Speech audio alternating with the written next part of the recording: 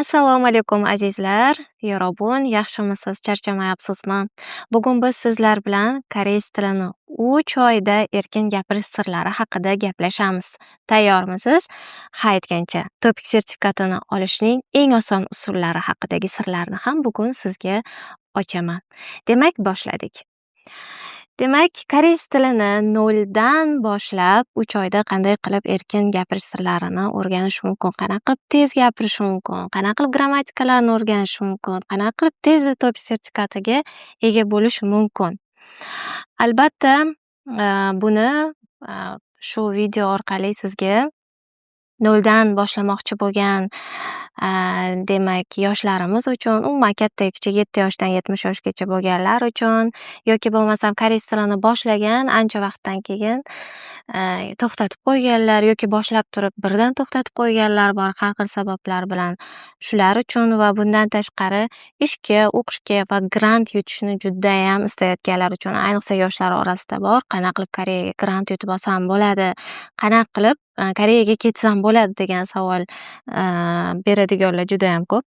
Mana shu video aynan siz uchun va bundan tashqari K-drama ko'rishni yaxshi ko'radiganlar, K-popni yaxshi ko'radiganlar, BTSni yaxshi ko'radiganlar, umuman Koreyani madaniyatiga qiziqib yurganlar uchun mo'ljallangan.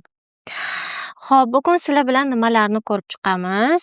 Asosan birinchi sirimiz Hangul, ya'ni koreys tili alifbosini 2 kunda o'qishni boshlash sirlari haqida tanishamiz va grammatikani umrbod esda qoldirish. Ya'ni bilamiz, koreys tilini grammatik qo'shimchalari juda ham ko'p. Ko'pchilikni qiynaydigan savollardan bittasi qanaqa qilib esda qoldirsam ekan? O'rganaman, mashq qilaman, lekin esimdan chiqadi degan savollar bilan ko'p murojaat qilishadi o'quvchilar orasida va mana shuni umrbod eslab qolish sirlari haqida gaplashamiz. Va bundan tashqari topik imtihoni, ya'ni koreys tili bilim darajasini aniqlovchi xalqaro sertifikat, ya'ni sizni Koreyaga borish uchun yo'lingizni ochadigan, o'qishga kirishingiz uchun yo'lingizni ochadigan, ishga kirishingiz uchun yo'lingizni ochadigan mana shu sirli sertifikatimiz deb qo'yamiz. Mo'jizaviy sertifikatimizdan topik sertifikatini olishda +20 dan 30 ballgacha natijangizni ko'tarish strategiyalari haqida gaplashamiz. Videoni oxirigacha ko'rganlar esa albatta 0 dan boshlayotganlar juda ham ko'p. 10 minutda koreys alifbosini o'qish bo'yicha bepul darslik va bundan tashqari koreys tilini o'rganish bo'yicha bepul yo'riqnomani qo'lga kiritasiz. Chunki strategiya bo'lmasa, yo'l yo'riq bo'lmaydigan bo'lsa, albatta har qanaqa tilni boshlash juda ham qiyin. Sizga esa men bepulga taqdim qilaman va mana shu yo'l bilan, strategiya bilan bemalol tilni o'rganib ketishingiz mumkin bo'ladi. Albatta buni video oxirida olish imkoniyati bor, havolasi ham qoldiriladi. Endi o'zimni tanishtirsam, men Muqaddas Taylanova, Muqaddasim, koreys tili o'qituvchisiman, 12 yillik tajribaga egaman. Filologiya fanlari bo'yicha falsafa doktoriman, PhD darajasiga egaman. Bundan tashqari dotsentman, universitetda dars beraman. 12 yillik tajribam davomida koreys tilidan dars bergan bo'lsam, turli yo'nalishlarda o'qiydigan o'quvchilarni, talabalarni o'qitdim va mana shu tajribamdan kelib chiqqan holda sizga albatta darslarimni taqdim qilaman. Juda ham ko'pchilik meni Ibrat farzandlari loyihasi orqali yaxshi taniydi. Bepul video darslarimni ko'rgan, o'rgangan, topikdan yuqori natija olganlar bor. Bundan tashqari Muqaddasim o'quv markaziga tashrif buyurib, offlayn darslar, hozirgacha yana onlayn darslar olayotganlar ham juda ham ko'p. Yana bir bor o'zimni bu yerda videoda yana tanishtirib o'tyapman. Umuman ilmiy daraja va unvonlarimning barchasi aynan koreys tili sferasi bilan bog'langan ilmiy yo'nalishda va sizga beriladigan ma'lumotlar ham hammasi to'g'ri strategiyaga asoslangan va tajribamdan kelib chiqqan bo'ladi. Bundan tashqari o'zim ham Janubiy Koreyada bo'lganman, ko'p davlatlarda bo'lganman, to'g'risi grant yutish orqali, chunki o'zim juda ham qiziquvchan bo'lganligim uchun ingliz tilini ham yaxshi bilaman. Koreyada, aynan Janubiy Koreyada bo'lishim judayam qiziqarli. Hammangiz uchun bo'lganman. Albatta 2 marta talaba sifatida bo'lganman, ya'ni universitetda talaba bo'lib o'qiyotgan paytimda grant asosida o'qish va bundan tashqari grant asosida o'qituvchi sifatida malakamni oshirish imkoniyatiga ega bo'lganman. Ikkalasi ham davlat grantlari asosida bo'lgan. Bularni hammasi o'zimni tajribam va bilimim sababidan bo'lgan, yorobun. Va sizga ham Xudo xolasa mana shunday muvaffaqiyat taqdim qilinadi yaxshi o'qisangiz. Xo'p, o'zimda judayam ko'p boya aytib o'tganimdek qiziqishlarim ko'p bo'lganligi uchun til sohasiga, ya'ni umuman tilni o'rganishga bo'lgan qiziqishim, adabiyotni, ona tilini, ya'ni o'zbek tilini judayam yaxshi ko'rganman. Maktabni ham qizil diplom, shahodatnoma bilan, litseyni ham, universitetlarni ham hammasini qizil bilan va har qanaqa tanlovlarda, har qanaqa mahorat dars seminarlarida faol ishtirokchi bo'lganman. Qaysi chet davlatga borib o'qib kelgan bo'lsam ham, konferensiyalarda ishtirok etib kelayotgan bo'lsam ham, albatta bularni hammasi o'zimni mehnatim va mana shu tilni bilganligim sabablidir. Xalqaro sertifikatlarim 200+ diplomlarim ham son sanoqsiz mana shu kunga qadar. Va 500+ bundan ham ko'p, chunki video darsliklar orqali judayam ko'p o'quvchilar o'rgangan. Pinhona shogirdlarim ham judayam ko'p. O'zim taniganlarim 500+, ya'ni jonli ko'rganlarim, jonli ko'rmaganlarim qancha. O'zingiz ham balki kommentda yozishingiz mumkin. Hali jonli ko'rishmagan bo'lsak ham, lekin o'sha loyiha Ibrat farzandlar loyihasi orqali ko'pchilik taniydi. O'rganganlar judayam ko'p bo'lsa kerak. Albatta yozib qoldirasiz kommentda. Va albatta o'zi o'quv markazimda jonli ko'rish imkoniyatiga egaman, chunki o'zim o'quv markazida ham offline dars berib boryapman. O'quvchilarim bilan jonli ko'rishish, ularga bilimimni, tajribamni bo'lishish men uchun hobbi hisoblanadi. Boshqa asosiy ishim bo'lgan taqdirda ham aynan o'zim o'quv markazimda dars berishni va o'zimdagi bilimlarni, tajribani bo'lishni juda ham yaxshi ko'raman. Xo'p, universitet paytlari albatta ko'pchilikka qiziq bo'lsa kerak, chunki maktab davrlari, litsey davrlaridan keyin albatta universitet davrida hamma juda ham katta qiziqish bilan kiradi. Men ham talabalik baxtiga ega bo'lganman. Koreys tili emas, balki fors tilini o'qishga to'g'ri kelib qolgan, chunki kontraktga kirganman shartnoma asosida 1 ball yetmagan. Ya'ni byudjetga, grant asosida kirishimga. O'sha paytda keyin guruhlarni ikkitaga bo'lish holatida yo fors, yo koreys guruhiga kirish kerak bo'lgan. Men tarjimashunoslik yo'nalishi bo'yicha o'qiganman. Asl ya'ni mutaxassisligim ham tarjimonlik hisoblanadi, tarjimashunosman.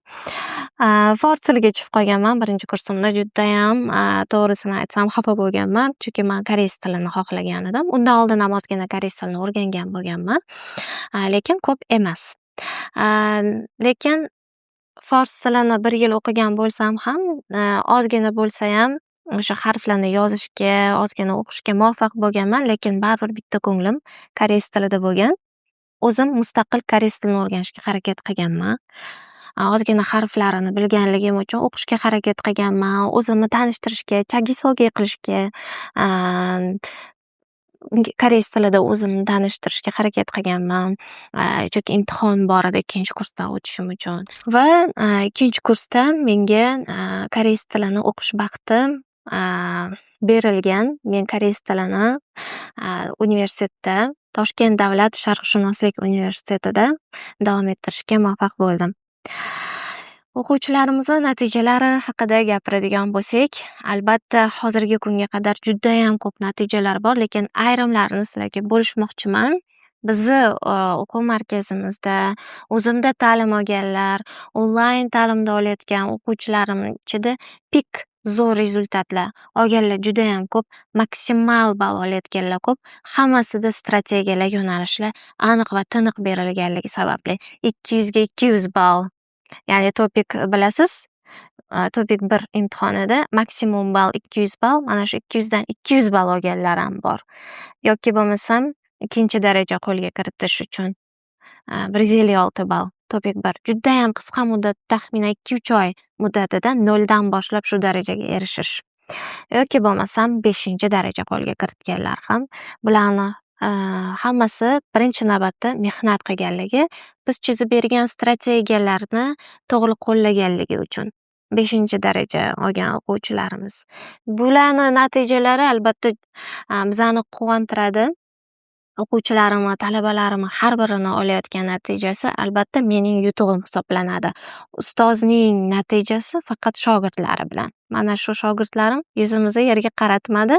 Natijalari oliy darajada bo'ldi va juda ko'pchiligi hozir Koreyada tahsil olyapti. Endi tepada sizga 3 sir haqida gapirib o'tgan edim. Esingizda bo'lsa, va'da qilingan 3 sir haqida keling bugun ochiqchasiga gaplashamiz. Diqqat bilan tinglaymiz. O'zim haqimdagi ma'lumotlar ozgincha bo'ldi siz uchun. Umumiy qilib gapirdim. Aslini olganda shu paytgacha erishilgan yutuqlar, olingan tajribalar judayam yuqori. Videoda asosan biz bugun strategiyalar haqida, 3 oyda erkin gapirish sirlari haqida gaplashmoqchimiz. Shuning uchun yana o'zim haqimdagi ma'lumotlarga Xudo xolasa yana to'xtalib o'taman. Birinchi sirimiz Hangul, ya'ni koreys tili alifbosi Hangul deyiladi. Mana shu Hangulni sirlari haqida gaplashamiz. Buni shunchaki yodlamaymiz, balki uni mantiqini tushungan holatda o'rganishimiz kerak bo'ladi. Judayam qisqa fursatlarda o'rganib olish mumkin bo'ladi. Chunki ko'pchilikda shunaqa xato bor.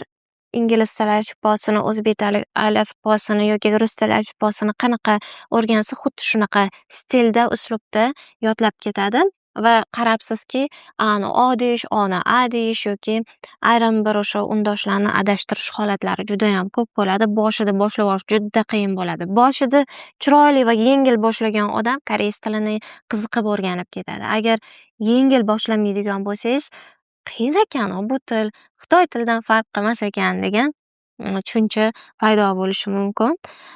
Shuning uchun sizlar bilan keling, umuman koreys harflarini qayerdan o'zi kelib chiqqan, shular haqida to'xtalamiz. Har bitta harf, alifbodagi har bitta harfi o'zini, demak, kelib chiqish tarixi, ilmiy isboti bor ekan. Bu, ya'ni og'izning, tilning harakati, ya'ni fonetika deymiz. Fonetikani bilasiz, tovushlarni o'rganadigan fan tarmog'i hisoblanadi. Mana shu tilni, og'izni harakati orqali mana shu chiroyli koreys tili harflari vujudga kelgan ekan. Mana misol uchun K harflari, misol uchun og'iz shakllarida birinchisi til tomoqqa tegishi. Yoki bo'lsam N tilni tishga tegish holati. Yoki M holati desa yopiq lab. Mana shunaqa harakatlar orqali demak koreys alifbosi yaratilgan ekan. Siz agar shu tushunchalarni yaxshi o'rganib oladigan bo'lsangiz, o'rganib olishingiz juda ham oson bo'ladi. Hammasi sizni harakatlaringiz orqali yaratilgan. Bundan tashqari yana bir boshqa harakatlar orqali ham o'rganish sirlarini men o'zim oldingi videolarimda bo'lishib o'tganman. Bu esa ilmiy isbotli varianti hisoblanadi. Buni albatta sizga videoni oxirigacha ko'rganingizda bepul darslik sifatida berganimda bemalol o'rganib olasiz. Agarda siz men aytib o'tgan mana shu ilmiy isbotni, mantiqni yaxshi tushunib oladigan bo'lsangiz, siz 2 kunda yoki bo'lmasam shunaqa talabalarim, o'quvchilarim bo'lgan, 1 soatda yodlab qo'yishgan. 1 soatda koreys alifbosini yodlashgan. Lekin mana o'zimni tajribamda eslayman, men koreys alifbosini juda ham uzoq o'rganganman. To'g'risi, ustozlarimni yomonlash yoki bo'lmasam kitoblarni yomonlash niyatim yo'q. Lekin strategiyani kelib chiqish nimalarini bilmaganman. Shunchaki xuddi o'sha boya aytib o'tganimdek ingliz tili alifbosiga o'xshab yodlaganman, esimdan chiqib qolavergan. Eng yaxshi yodlagan menimcha 2 haftami, 3 hafta ketgan shekilli shu koreys alifbosini zo'r o'rganguncha. Shunaqa qiyin vaziyatlar bo'lgan. Menda boshida koreys tilini boshlagan paytimda bu narsa aytilmagan. Keyin koreys tilini o'rganish jadallashuvi mana yaqin fursatlarda, yaqin yillarda yana ham kuchaydi, o'quv markazlari ko'paydi, onlayn darslar kuchayib ketdi, o'rganadiganlarning soni oshib ketdi. Oldinlari unaqa emas edi. Shuning uchun men ham shunaqa eski o'quvchilardanman, koreys tilini birinchi boshlaganlar orasida. Shuning uchun shu tomonlama o'zim uchun o'zim demak alohida xulosa chiqarishimga, alohida bitta strategiya chiqarishga majbur bo'lgan paytlarim ham bo'lgan. Lekin bu narsa esa menga tajriba va ko'nikma bo'lib, o'quvchilarim va talabalarimga o'rgangan strategiyalarim va tajribalarim bo'lishimga judayam yaxshi turtki bo'lgan. Bularni ham albatta kitoblarim, yozgan kitoblarim orqali, qo'llanmalarim, darsliklarim orqali ham tanishish mumkin bo'ladi.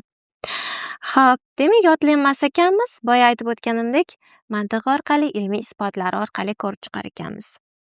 Demak, ikkinchi sirimiz nima? Ikkinchi sirimiz albatta grammatika hisoblanadi. Hammani grammatik qo'shimchalarini yodlash, voy, koreys tili grammatikasi qachon tugaydi degan savollarni ko'p berishadi. Hammasida yana o'zini bilasiz, sinonimlari ham bor. Ya'ni bitta grammatik qo'shimchani o'zini sinonimlari bor. Ularni ham o'rganish kerak. Ularni kelib chiqish holatlari qayerda ishlatilinadi, har bitta vaziyat va jarayonlarda ishlatilish uslublari bor. Albatta yana savol berish mumkin, ustoz, buni nima keragi bor? Hammasini o'rganishimiz shartmi? Koreyslar hammasidan foydalanadimi degan savol ko'p beradi. Yo'q, koreyslar gaplashganda shu narsalarni hammasi kerakmikan degan. Albatta kerak. Men shu nimani tavsiya qilardim. Judayam ko'pchilik koreyslar gapirganda ishlatmaydi, koreyslar gapirganda siz o'rgangan narsalardan foydalanmaydi degan ko'p nimalarni, gaplarni gapirishadi, lekin men bunga qo'shilmayman, to'g'risini aytsam. Men o'zim mana shu ilmiy yo'nalishda, akademik sferada aynan koreys tilini mana chuqur o'rganib, ilmiy daraja va unvon olish etaplarida shuni angladimki, albatta biz hammasini savodli o'rganishimiz kerak. Siz agar koreys tilini savodli o'rganadigan bo'lsangiz, har bitta strategiyasini, grammatik qo'shimchalarini qayerda ishlatiladi, nima qilinadi, umuman chiroyli bitta konferensiyada turib, chiroyli nutqni chiroyli savodli qilib o'qib berish darajasigacha bormoqchimisiz? Albatta siz mana shu sirlarni, mana shu strategiyani va chuqurroq o'rganishingizni tavsiya qilaman. To'g'ri so'zlashuvda ayrim joylarida qaysidir grammatikalarni almashtirsa ham mayli, bu chet ellik hech narsa qilmaydi deyishi mumkin. Ayrim holatlarida o'zlari boshqacha, sizga gapirayotganda boshqacha tuyulishi ham mumkin, lekin bunday emas. Albatta siz qancha chuqur yaxshi biladigan bo'lsangiz, ular gapirayotgan, so'zlashayotgan tilini ham o'zlashtirish kerak bo'lsa, shevasini ham moslashtirish imkoniyatiga ega bo'lasiz. Buni tagida, zamirida albatta sizni kuchli bilimingiz yotadi. Mana misol uchun aytaylik, siz o'zbek tilini bilaman deysiz, bemalol gaplasha olaman deysiz, to'g'rimi? Lekin chiqib nutq so'zlash kerak bo'lsa yoki biron bir ilmiy maqola yozish kerak bo'lsa o'zbek tilida, voy deysiz, jumlalarim bog'lanmayapti deysiz, to'g'rimi? Badiiy asarlar ko'proq o'qishim kerak ekan. Ya'ni o'zbek tilini ham savodlilik darajasi qanaqa bo'ladi? Gapirganingiz bilan pastroq bo'ladi, to'g'rimi? Qancha siz o'zbek tilini ustida ko'proq ishlasangiz, badiiy asarlar o'qisangiz, ilmiy maqolalar yozib, yana ham chuqurroq o'zlashtiradigan bo'lsangiz, o'zbek tilini ham haqiqiy mutaxassisi bo'lasiz. Men shuni nazarda tutyapman. Ya'ni o'rganayotgan tilingizni ham savodli o'rganish, chuqurroq kirish maqsadga muvofiq bo'ladi. Grammatikalarni o'zlashtirish ham aslini olganda qiyin emas. Faqat yo'nalish, strategiya sizda noto'g'ri bo'lishi mumkin. Shunchaki olasiz, shunchaki yodlab, demak bu misol uchun katta o'xshamoq degani bo'ldi, katta o'xshamoq ekan deb o'rganib ketasiz. To'g'rimi? Yoki bu egalik qo'shimchasi ekan, bu bosh kelish qo'shimchasi ekan shaklida o'rganib ketasiz, lekin uni aynan qaysi pozitsiyalarda yoki jumlalar tuzish holatiga erinib ketasiz. Yoki dialog yodlang, matn yodlang degan joylarida ham yodlamaysiz, aynan u joylarni highlight qilmaysiz, belgilab bormaysiz. Qaysi yo'sinda jarayondagi ekanligiga ahamiyat bermaysiz. Shuning uchun sizda grammatika esda qolmaydi. Shunchaki she'r qilib yodlaganingiz hisobiga. Shuning uchun albatta biz grammatik qoidalarni quruq yodlamasligimiz kerak ekan. Men sizga shunday shablonni berishim mumkin. Har bitta grammatikani tarjimasini shunday berishim mumkin. Lekin uni ishlatish strategiyasini jumla orqali yodlamaydigan bo'lsangiz, o'rganmaydigan bo'lsangiz, gaplar tuzmaydigan bo'lsangiz, matnlar orqali uni har birini tahlil qilmaydigan bo'lsangiz, 100% isbotlangan faktki esingizdan chiqadi. esdan chiqib ketadigan holat bo'ladi. Hattoki uni ishlata olmaysiz. Og'zaki nutqda ham ishlata olmaysiz. Shuning uchun albatta gapni esda qoldirishimiz kerak bo'ladi. 저는 학생이에요. Men o'quvchiman. Men talabaman. To'g'rimi? Xo'p, "iyo" qoidasi gap orqali esingizda qoldirish. Quruq yodlamaysiz. Misol uchun, "iyo" qo'shimchasi, misol uchun, shaxson qo'shimchasi hisoblanadi. Ya'ni man, san, to'g'rimi? Dir holatlarida sizlar degan tarjimalari bilan beradi. Mana shaxson qo'shimchasi deyiladi. Misol uchun, o'quvchi man, o'quvchi san, o'quvchi siz, man, san, siz oxirida kelyapti, ko'ryapsiz. Mana shu narsa demak bizada "iyo" faqatgina почему bor bo'lsa, ya'ni undosh bilan tugaydigan bo'lsa, so'zning oxiri ana o'shandagina qo'shiladigan norasmiy hurmat qo'shimchasi hisoblanadi. Mana ko'ryapsiz. Demak, mana shu qoidalarni o'rgandingiz, lekin "저는 학생이에요", "저는 대학생이에요" deb o'rganadigan bo'lsangiz osonroq bo'ladi. Tushunarli, demak har birini jumla orqali. Buni qayerdan tuzaman? Noto'g'ri tuzib qo'ysamchi gaplarni? Yoki bo'lmasam hali beri so'z boyligim ko'pmas-ku degan savollarni ham ko'p berishingiz mumkin. Bunda albatta sizga dialoglar va matnlar yordam beradi. Xohlagan matn dialogingizni ichida mana shu qo'shimchalar bo'ladi. Yoki bo'lmasam o'sha siz o'rganayotgan koreys tili darsligi. O'sha koreys tili darsligini ichida ham albatta mavzuga doir o'sha grammatika beriladi va unga doir bo'lgan matnlar beriladi. O'sha matnlar va dialoglar orqali demak bemalol belgilab o'sha jumlani yodlab olsangiz nur ustiga alo. Hattoki o'sha dialogni to'liq yodlab olishingiz ham sizga ancha foyda beradi. Va undan kelib chiqib, o'zingiz ham orqasidan birorta dialog yoki gap tuzsangiz ham og'zakingiz oshadi. Chunki uni ham gapirasiz. Ham yozmangiz oshadi, ham o'sha grammatika esingizda qoladi. Ham yangi so'zlar bo'lsa, yana ham yodda saqlanishi oson bo'ladi. Bizda o'quvchilar qanday o'rganar ekan, talabalar shunchaki grammatikani emas, nimani eslab qolishar ekan? Gapni, jumlani esda qoldirib qolishar ekan. O'shandagina ularda o'sha grammatikani esda saqlab qolish imkoniyati kuchliroq, umrbod esda qoladi. Hattoki buni shunaqa strategiyalar qo'llayman. O'quvchilarim orasida, talabalarim orasida chiroyli musiqa, qo'shiq bilasiz. Chiroyli qo'shiqlar bor, koreyscha qo'shiqlarni yaxshi ko'radiganlar bor. Misol uchun, "Mani sengak nal tende, mani kuri ul tende". Qarang, il tende degan mana misol uchun grammatik qo'shimcha takrorlanib kelyapti. Haligi juda yaxshi ko'radi, haligini tarjimasini berasiz, o'zbekchasini, "Ha, deysiz, zo'r ekan" deydi. Misol ichida yangi so'zlarni yodlaydi, qo'shimchasiga haligi grammatik qo'shimchani ham yodlab ketadi. Tende grammatikasi. Katta grammatikalar, qo'shimchalar ko'p keladi qo'shiq ichida. Misol, hozirgi aytayotgan "So'richo" degan qo'shiqda yaxshi ko'rishadi ko'pchiligi. Misol aytmoqchi bo'lganligim, qo'shiqlar orqali ham o'rganib ketish mumkin grammatik qo'shimchalarni. Yangi shunaqa chiroylilari keladi. Gapirganda o'sha o'rgangan grammatik qo'shimchasini yana ishlatgisi keladi. O'shanga yaqinroq chiroyli jumla bo'lganligi uchun xuddi o'shanga o'xshagan gap tuzishga harakat qilishadi. Bu ham albatta sizga foydali. Bilaman, qo'shiqni yaxshi ko'radiganlar juda ham ko'p. To'g'rimi? Qo'shiqlar orqali ham demak grammatik qo'shimchalarni o'rganishingiz mumkin ekan. Chunki u yerda ham gap tuzilgan. Siz ham unga o'xshatib yana gap tuzishingiz mumkin. Qancha ko'p so'z o'rganganingiz sari siz ham chiroyli va murakkabroq, mukammalroq gaplar tuzishni o'rganasiz. Eng qimmatli sirlarimizdan bittasi hozir hammani qiynayotgan demak masala topik olish. Topik olishim kerak. Ko'pchilik topik haqida tushunchasi yo'q aslini olganda. Topik nima? Bu IELTS sertifikati, TOEFL sertifikatiga o'xshagan xalqaro til bilish darajasini aniqlovchi sertifikat hisoblanadi. Mana deb ko'rsatib turadi sizni, mana 6-darajasi, 5-darajasi bor ekan deb. Demak, 1-darajadan 6-darajagacha bo'ladi. Eng yuqori daraja 6-daraja hisoblanadi. Bu bizda C2 darajasiga to'g'ri keladi. 5-darajasi C1 darajaga to'g'ri keladi.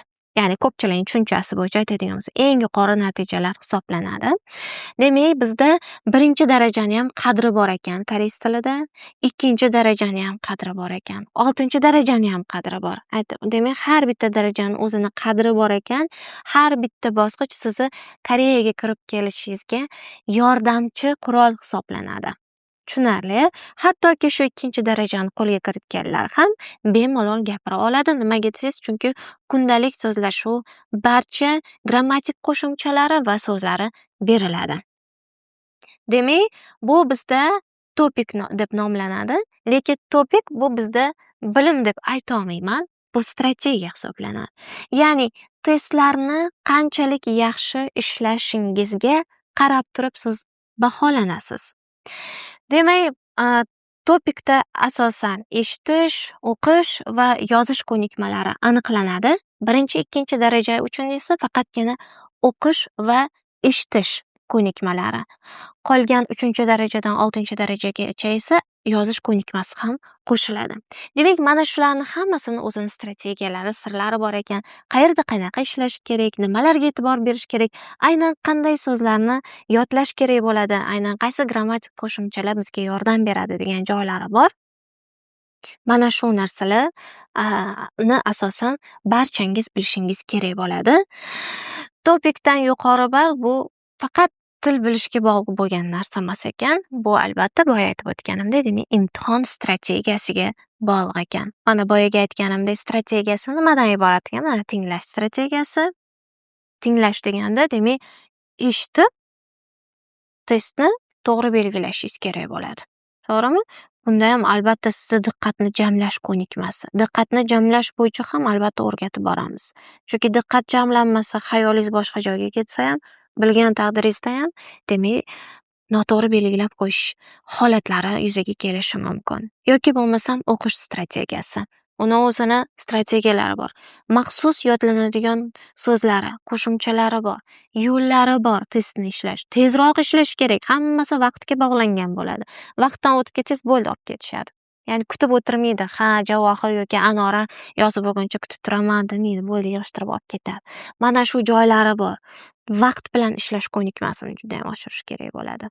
Agarda shu strategiyani yaxshi bilsangiz, eng kamida +20 balldan 30 ballgacha, demak, ballingizni ko'tarish imkoniyatiga ega bo'lasiz. Kimdirlar 90 ball ichida yuradi, aylanib yuradi. Ayniqsa 3 daraja olishim kerak. 90, 94, 90, 94. Mana shu strategiyani yaxshi bilsangiz, kamida +20, +30. Bu degani 3-daraja bemalol qo'lga kiritdingiz degani. Yoki 3-darajadan 4-darajaga. Eng qiynalayotganlar 4dan 5ga chiqa olmay qoladi. 4-darajadan 5-darajagacha. Chunki orada baribir o'rganiladigan joylari bor, strategiyalari bor. +20, +30 degani ham sizni bitta darajaga ko'tarib berish ehtimoli juda ham katta bo'ladi. Nimaga 200 dan 200 olyapti o'quvchilar? 200 dan 200 olyapti. Bu talabalarimiz. Chunki strategiyani yaxshi bilyapti. Biz ya'ni o'rgatish jarayonida aynan meni o'zimni strategiyalarimda ham, metodlarimda ham barchasini ochib beraman. Ba'zi talabalarim, o'quvchilarim aytadi, hammasini ochib beryapsiz, ustoz, hozir yaqin hamma sirlarni o'rganib, tezda nima qilamiz, natijalarimiz ko'tarilib ketadi. Ba'zi birlar juda ham uzoq cho'zib, strategiya sirlarini aytmasdan olib boradi. Siz birdaniga aytib qo'yasiz deyshadi. Nimaga? Chunki natijani tezroq chiqarishni xohlayman. Ular natijasini ko'rsam, hali semiraman deydi-yu. Ya'ni juda ham xursand bo'lib ketaman. Shuning uchun mana shu strategiyani zo'r olgan o'quvchilarimiz 200 dan 200 strategiyasini mana shu ballarni olyapti. Albatta quvonarli holat. Endi misol uchun ko'pchilikda savol, xo'p ustoz, mana strategiyalarni, sirlarni ochadigan bo'lsangiz, biz bitta bilib olsak bo'ldimi, shu yo'nalishda ketaveramizmi degan savol bo'lishi mumkin.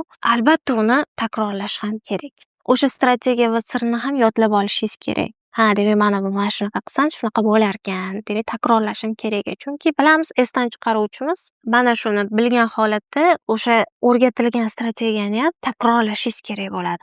Qancha ko'p takrorlasangiz, shunaqa bellashuv ham o'tkazaman o'quvchilarim orasida. Qancha ko'p takrorlash bo'yicha ham. Chunki takrorlash bilimlarning onasi hisoblanadi. Va to'xtamasdan davom etadigan bo'lsa, boyagi +20 +30 deyapman, undan ham yuqoriga ko'tarilishni boshlaysiz. Nimaga o'quvchilarni bitta guruhda bo'lsa ham natijalari ba'zida bittasiniki baland bo'lib ketadi yoki ikkita uchtasiniki baland bo'lib ketadi. Hammasiniki yaxshi bo'lishi mumkin strategiyani qo'llaganda.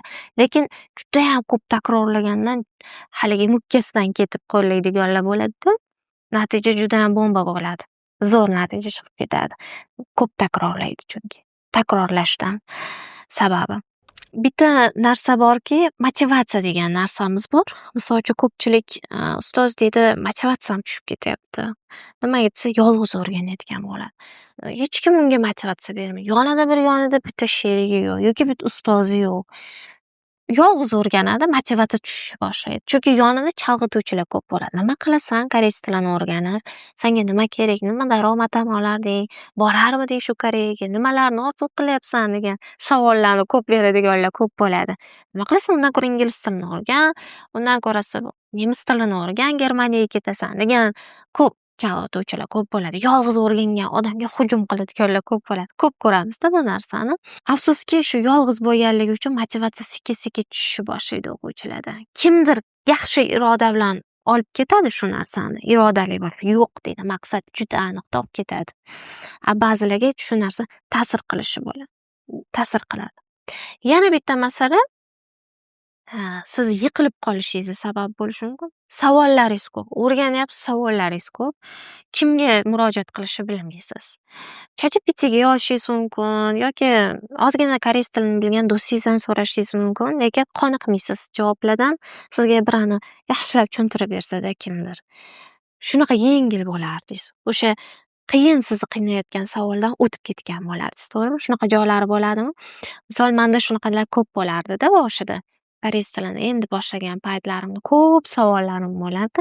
Lekin ustoz yetishmasa juda qiyin. Shunaqa ustozni qadriga yetib borasiz shunaqa joylarda. Va albatta keyingisi tizim va nazoratning yo'qligi. Bu ham ustozga bog'liq bo'lgan masala hisoblanadi. Ko'pincha demak tizim chizib berilmagan sizga. Qayerdan qayerga borishni bilmaysiz. Shuncha darslik, shuncha video, shuncha qo'llanma, lekin qaysi biridan qanaqa qilib boshlash kerak? Deysiz, qayergacha deb borasiz, to'xtatib qo'yasiz. Gapirmaysiz, koreys tilida gapirishingiz ham cho'lda qolib ketadi. Nazorat yo'q. Sizni nazorat qilmaydi kimdir. Misol uchun, haftasiga 3 marta yoki har kuni dars qiladigan bo'lsangiz, darslaringizni, vazifalaringizni tekshirib beradigan yo'q yoki bo'lmasam dars qil deb urishib turadigan odam yo'q bo'lishi mumkin. Mana shu muammolar nega yechim sifatida bundan tashqari yuqorida aytib o'tgan sirli strategiyalarim haqida ma'lumotga ega bo'lmoqchi bo'lsangiz, Muqaddas Sam Kamina siz uchun demak maxsus video darslik yaratyapti. Mana shu videoni oxirigacha ko'radigan bo'lsangiz, ma'lumotga ega bo'lasiz. Bu kursim qanday insonlar uchun? Noldan boshlaydiganlar uchun. Hech narsa bilmaysiz yoki ozgina harf bilishingiz mumkin. Tizim yo'q. Tashlab yuborgansiz. Yoki bo'lmasam tezroq natija kerak, tezroq chiqishim kerak natijaga. Qachondandir o'rganaman, 6 oy bo'ldi, 1 yil bo'ldi. Hali bironta gap ayta olmayman. O'zimni hattoki koreys tilida tanishtira olmayman deydiganlar uchun. Yoki bo'lmasam men tezroq ishga borishim kerak yoki tezroq grant asosida o'qishim kerak. Menga juda ham zarur, vaqtim juda qisqa deganlar uchun. Yoki bo'lmasam faqat muloqot uchun. Koreys tilida men erkin gapirishim kerak. Yo'q deganda o'zimni xohishlarim haqida, atrofimda bo'layotgan jarayonlar haqida suhbatdoshimga gapirib bera oladigan bo'lishim kerak. Mana shu qo'rquvimni, to'siqlarimni yengib o'tishim kerak deganlar uchun demak bizda maxsus kurs bor ekan. Kursimiz 3 oyga mo'ljallangan. Siz qanaqa ko'nikmalarga ega bo'lasiz? Kundalik suhbatlar. Demak, alifboni birpasda o'rganib olasiz. O'qish yozishda muammo umuman bo'lmaydi sizda. Topik 1 strategiyasi, ya'ni 1-daraja va 2-daraja olish strategiyalarini 3 oyda o'rganib olasiz. Vaqtni boshqarishni o'rganasiz. Demak, bundan tashqari siz 500+ faol so'zlarni ishlatish imkoniyatiga ega bo'lasiz. 500+ bu eng kami minimum 1,5 mingta so'zni faol ravishda ishlatish ko'nikmasiga ega bo'lasiz. Bilasiz, so'zlarimiz faol, nofaol so'zlar bo'ladi. Faol so'z bu avtomatik ravishda fikrlaganingizda, gapirmoqchi bo'lganingizda miyangizga tez keladi. Nofaol, passiv so'zda esa o'ylayverasiz, ana u so'z nima edi ya? Voy, yodlagandim 2 kun oldin deganingiz nofaol so'z bo'ladi. Siz esa 500+ so'zlaringizni faol so'zga aylantirasiz. Ya'ni gapirganingizda avtomatik chiqish imkoniyatiga ega bo'lasiz. Undan tashqari K-drama deganda albatta seriallarni sekin-asta subtitrsiz ko'rib tushunish imkoniyatiga ega bo'lasiz. Haqiqatdan ham shunaqa. Hamma K-dramalarni deb aytolmayman, lekin men buni ko'p sinaganman. Talabalarim, o'quvchilarim orasida ham tavsiya qilaman. Juda ham ko'p seriallarni ko'rishadi, ustoz tushunishni boshlayapmiz, subtitrsiz tushunyapmiz deb xursand bo'lib ketishadi. Shunaqa darajagacha yetib boshlaysiz va bundan tashqari o'sha topik sertifikatini olish strategiyasiga ega bo'lasiz. Testlarini bemalol ishlay olasiz. Demak, 3 oylik kursimizda nimalar bo'ladi? Unda albatta 40 ta video darslik bo'ladi va 8 ta jonli efir, ya'ni jonli siz bilan gaplashish imkoniyatiga ega bo'lamiz onlayn tarzda. Bu demak, 0 dan topik birinchigacha, ya'ni topik 1 deganda 1 va 2 daraja nazarda tutilyapti. Hangul va tovushlar 1-2 haftada talaffuzlaringiz, bo'g'inlaringiz, tez o'qishlaringiz bilan shug'ullanamiz va grammatikalar, unda gaplar, zamonlar, qo'shimchalar 3 haftadan 5 haftagacha ketishi mumkin. O'sha boya aytib o'tgandek qo'shimchalarni jumla orqali, matnlar orqali o'rganish strategiyalari sizga tayyor holatda beriladi. Keyingisi esa leksika va suhbatga o'tib ketamiz. 6-7 haftadan, demak, bazani yig'ib bordik.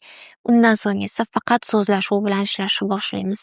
Leksika, suhbat jarayonlari haqida, ya'ni boya aytib o'tgandek faol so'zlaringizni faollashtiramiz. Va oxirgi 8-haftada esa topik, demak, sertifikatiga tayyorgarlik testlarini ishlaymiz.